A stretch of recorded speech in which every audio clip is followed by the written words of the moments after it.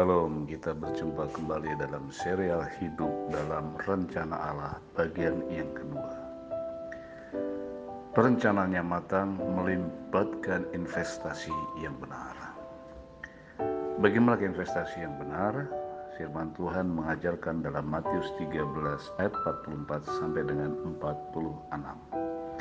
Hal kerajaan surga itu serumpama harta yang terpendam di ladang, yang ditemukan orang lalu dipendamnya lagi.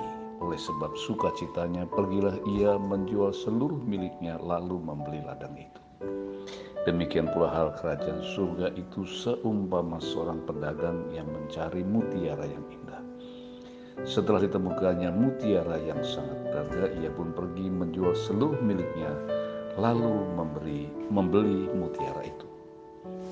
Lewat perumpamaan ini, Kristus menunjukkan jalan yang membawa kita menuju kepada kebijaksanaan, rahmat, dan kenyamanan, kegembiraan yang tak ternilai harganya. Di sini Kristus mengajarkan cara bijak untuk membuat perencanaan serta menanamkan investasi dengan benar, yaitu menanamkannya di dalam kerajaan surga. Alasannya adalah di sana investasi Anda akan tersimpan dengan aman. Matius 6 ayat 19-20 mengatakan, janganlah kamu mengumpulkan harta di bumi ngengat dan karat merusakkannya, dan pencuri membongkar serta mencurinya. Tetapi kumpulkanlah hartamu di surga ngengat dan karat tidak merusakkannya, dan pencuri tidak membongkar serta mencurinya. Acap kali kita sering seperti pemilik tanah yang merasa cukup puas dengan memiliki ladang yang subur dan bergembira saat menyaksikan tumbuhnya jagung atau padi atau tanaman apapun yang bertumbuh di ladang kita. Tetapi malangnya melupakan mutiara berharga yang tersembunyi di bawah permukaan tanah. Banyak dari kita sama seperti pemilik ladang yang tidak menyadari hal ini sehingga mengabaikan harta karun miliknya.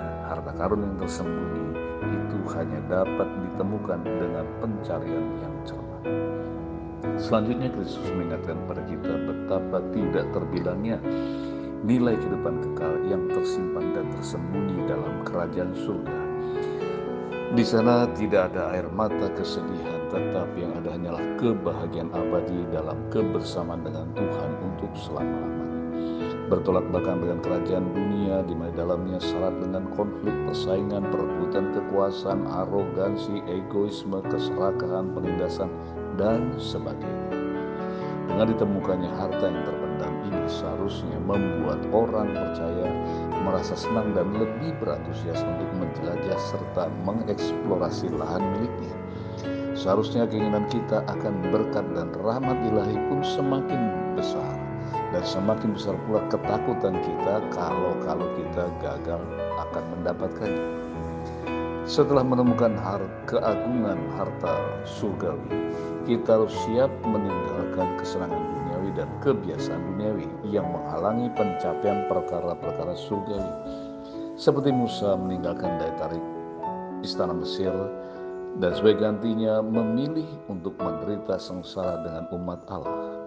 Jadilah pertobat sejati yang siap meninggalkan kesia-siaan duniawi, perlakuan yang tidak adil, sikap yang tidak ramah, ketidaktulusan, dan belajar untuk menyalibkan kedagingan dan nafsunya.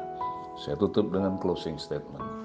Jalan atau cara hidup yang benar tidak akan pernah bisa terlepas atau terpisah dari apa yang disebut sebagai perencanaan dan tujuan.